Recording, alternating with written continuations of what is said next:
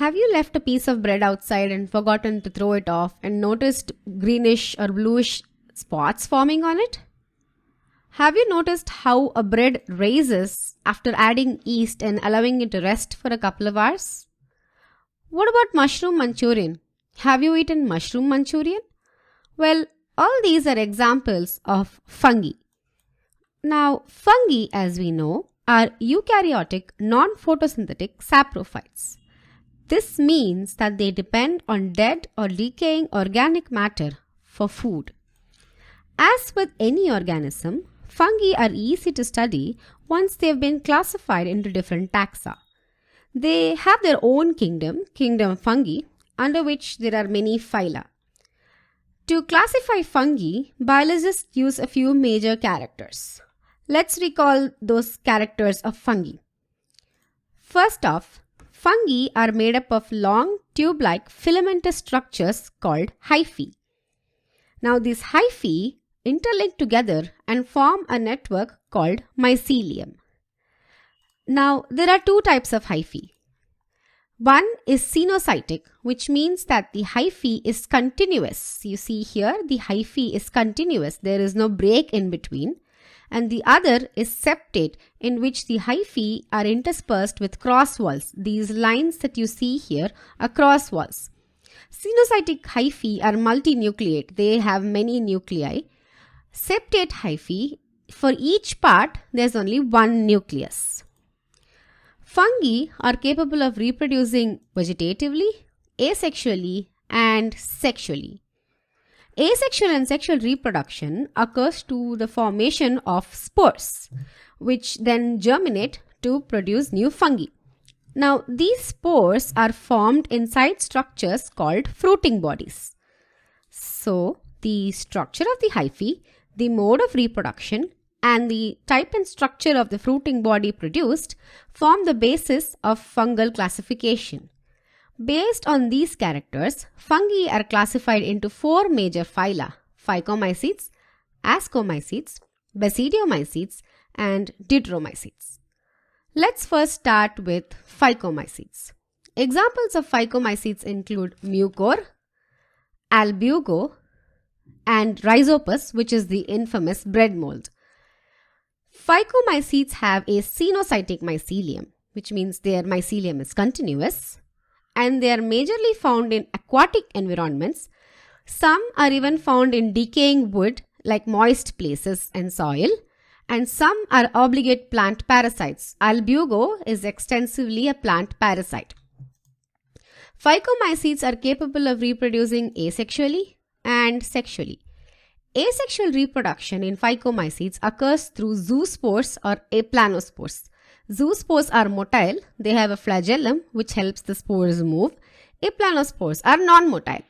Now these spores, asexual spores, are produced inside structures called sporangium. They are produced endogenously, which means inside this structure called sporangium. So these dots you can see here, these are the spores. The zoospores are the aplanospores. Sexual reproduction occurs through zygospores, and zygospores look something like this. Now, how are these zygospores formed? Well, when two compatible haploid hyphae come together, the cytoplasm first fuses, and then eventually the nuclei fuse to form the diploid zygospore, and the diploid zygospore then undergoes meiosis to produce haploid spores. The next phylum is Ascomycetes or sac fungi. I'll explain in just a minute why they're called sac fungi. Ascomycetes have a lot of economically important fungi. For example, penicillium, from which we get the antibiotic penicillin, morel, which is considered a delicacy in many parts of the world, and yeast, which is baker's yeast, which is extensively used in baking and brewing industries. They're all examples of Ascomycetes. Ascomycetes have a septate mycelium, which means that their mycelium is interspersed with cross walls. Ascomycetes are mainly decomposers, but some are parasites. For example, Candida, which infects humans, is an ascomycete parasite. Ascomycetes can reproduce asexually through the formation of conidia. Now, conidia look something like these.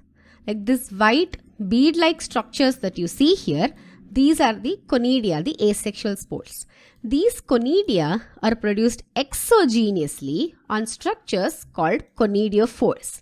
So, conidiophores are nothing but modified mycelium, special mycelium. So, on the tip of the mycelium, the conidia are formed. Sexual reproduction in ascomycetes occurs through the formation of ascospores. Ascomycetes, ascospores. Ascospores are arranged in structures called asci. The plural form is asci and the singular form is ascus. Now the asci look something like this. They are sac-like structures within which the ascospores are arranged. Because of this, ascomycetes are also called sac fungi. These asci are sac-like structures.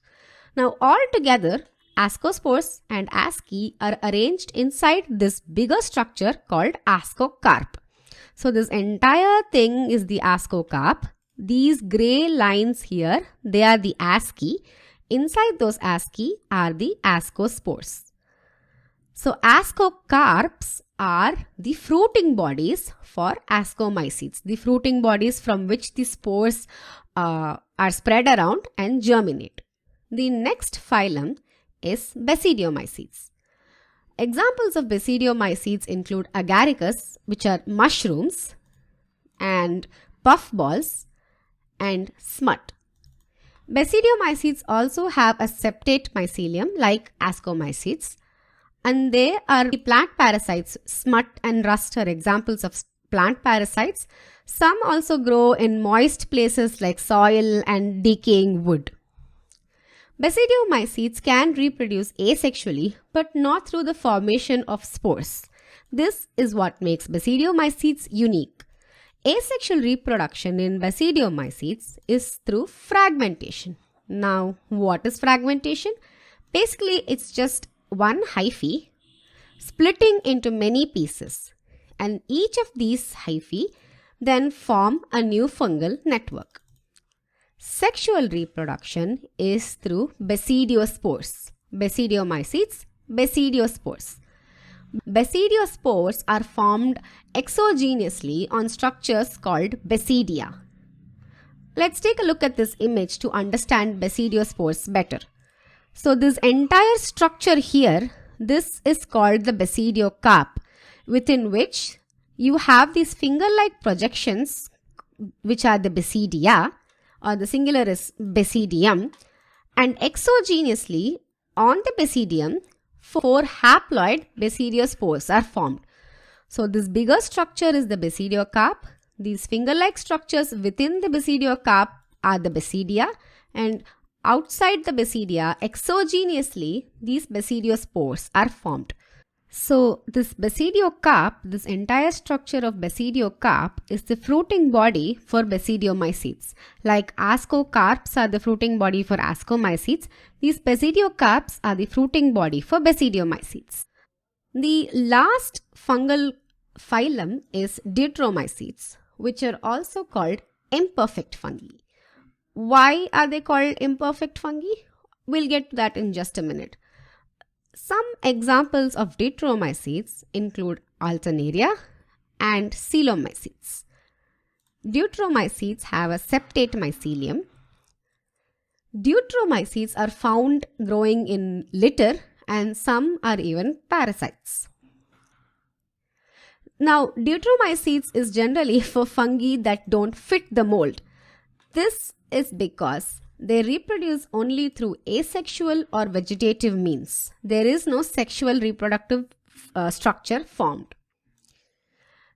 Vegetatively, deuteromycetes reproduce through fragmentation and budding. Asexually, they reproduce through conidiospores. Now, these deuteromycetes are a bit of a gray area in fungal classification. You see, there were a few species of fungi whose sexual structure was quite different morphologically from its asexual structure. So, those sexual structures were classified under some other phylum, like ascomycetes maybe, but their asexual structure was classified here under Deuteromycetes, thinking that these fungi didn't have sexual structures at all. But later, research and evidence indicated that the sexual structure and the asexual structure belong to the same species. So whatever was classified here, whatever asexual structure that was classified here, was then moved along with the sexual structure to a higher phylum.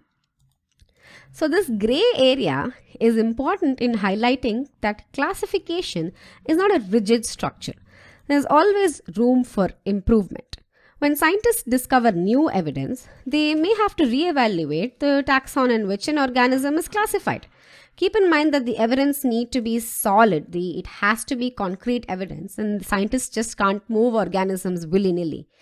In fact, many of the older phyla that were used to classify fungi have now become obsolete and have been replaced with newer phyla.